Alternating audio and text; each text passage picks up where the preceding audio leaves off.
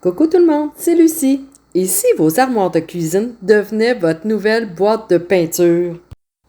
Dans ce tutoriel, je vous invite à explorer l'aquarelle autrement, en utilisant des ingrédients inattendus du quotidien, comme le cacao, le café, le chou rouge et bien d'autres matières naturelles.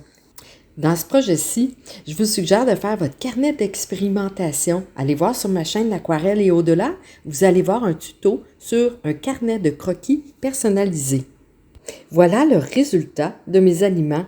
J'ai testé le chou, l'épinard, concombre, bleuet, curcuma, safran, carotte, cerise, betterave, cacao, cannelle et café. J'avais lu en quelque part que le chou rouge pouvait changer de couleur avec le bicarbonate de soude.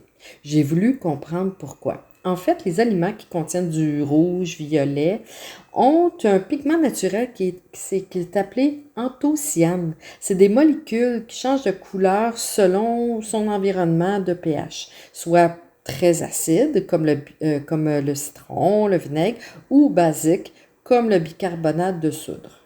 Donc, en conclusion, si on met du bicarbonate de soude, il va devenir plus bleu, vert, ou si on met du vinaigre, il pourrait devenir rose, rouge. Alors, j'ai fait bouillir mon chou, 10-15 minutes, j'ai ajouté juste une petite pincée, à peu près l'équivalent d'un huitième de cuillère à thé. J'ai brassé, j'ai attendu, et c'est devenu un beau bleu, un bleu de ciel d'automne parfait. Tadam! Voici mon nouveau nuancier. Alors, j'ai mon chou que j'ai traité avec un huitième de cuillère à thé à peu près de soude.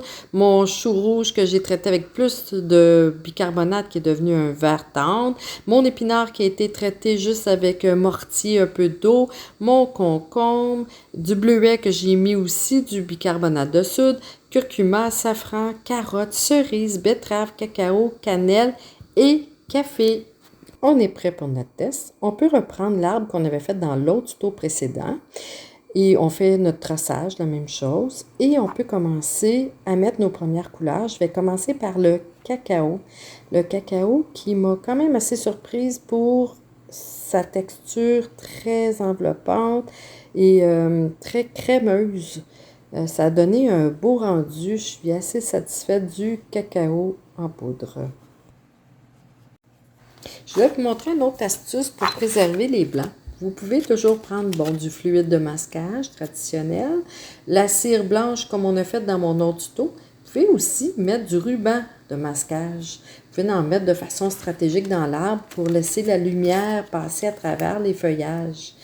Prenez-les de bonne qualité pour lorsqu'on va le retirer pour pas que le papier déchire. Aussi, s'assurer que votre papier est très sec avant de l'enlever. La deuxième couche, alors j'ai décidé de dissoudre du café instantané dans de l'eau. C'est une couleur que je trouve vraiment intéressante. C'est sûr que c'est des pigments naturels, donc au cours du temps, ça va perdre un petit peu de vivacité, mais j'adore jouer avec le café. C'est ce que j'emploie souvent quand je fais du modèle vivant. On a séché, on remet encore une fois une autre couche de notre café. On va chercher des endroits particuliers pour aller chercher de la profondeur, du contraste. J'aime bien choisir le début de la séparation des branches, un côté de tronc. Et voilà pour notre deuxième. On va maintenant ajouter le feuillage. Pour le feuillage, j'ai choisi de l'épinard. L'épinard, j'ai pris mon mortier et j'ai écrasé l'épinard avec un peu d'eau. Ça a fait un vert vraiment très, très beau. La façon de l'appliquer, mais je vais prendre mon petit gris. Il est quand même gorgé d'eau, mais un peu moins puisque l'épinard est quand même moins puissant comme pigment. L'idée, c'est de faire une belle première couche mince et qu'on puisse avoir des transparences par la suite. Ensuite, je prends mon bleuet que j'ai mis pas mal de bicarbonate de soude. Quand je dis pas mal, là, c'est selon vos quantités de bleuet, bien sûr, là, mais c'est genre une cuillère à soupe facile pour tomber dans le vert. Fait que qui va être alcalin, comme on a dit, plus que ça va aller tirer vers les verts. Ensuite, on va prendre le safran. Safran, c'est ma couleur coup de cœur dans cette découverte. C'est d'un jaune vraiment très, très lumineux. J'en suis très satisfaite. On va se promener un petit peu partout. J'en mets aussi sur mon tronc pour être sûr d'aller chercher des belles lumières.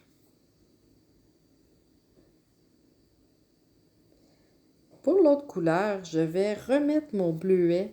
Ici, je trouve qu'au visuel, il paraît mauve ou gris, mais il est vraiment vert, un vert qu'on appelle sapin. Alors, on va aller chercher le dessous des feuilles, on va aller chercher du contraste, on va aller chercher de la forme, du 3 dimensions. On va se promener toujours un petit peu partout dans l'arbre. On arrive à la fin avec notre betterave. Regardez la belle couleur. Alors, on va aller chercher la betterave dans notre feuillage, mais aussi au tronc, le tronc d'arbre. J'aime beaucoup rajouter du rouge. Ici, c'est du rouge violet qui va chercher le contraste avec sa complémentaire qui est le vert qui est composé de jaune et de bleu. Donc, sa complémentaire, c'est le rouge. Ça va tout le temps chercher des effets assez saisissants de contraste et luminosité de 3 dimensions. Pour la dernière étape, on enlève nos rubans à masquer, on n'a plus de besoin. Puis on veut aussi briser l'arbre. On va aller chercher une carte de plastique de format de carte de crédit. Puis on va aller chercher la longueur qu'on veut. Dans le fond, on va juste choisir de l'épaisseur. Puis moi, je vais reproduire un petit peu les branches, les petites branches qu'on voit dans les arbres, le branchage. Ça va briser l'uniformité des grandes branches, des boules de feuillage. Ça va aller briser ce rythme-là, puis ça va aller chercher dans l'esthétisme. Alors, ça peut être un aspect intéressant.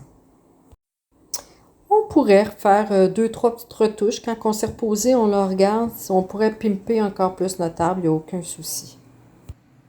Le but de ce tuto, c'était de t'amuser, te mettre en confiance, découvrir autre chose que de l'aquarelle. Vous êtes maintenant prêt pour signer votre œuvre. J'espère que vous êtes bien amusés. Dans mon prochain tuto, ici, je te racontais une histoire avec une seule couleur. N'hésite pas à commenter, liker et t'abonner à ma chaîne. Tourlou!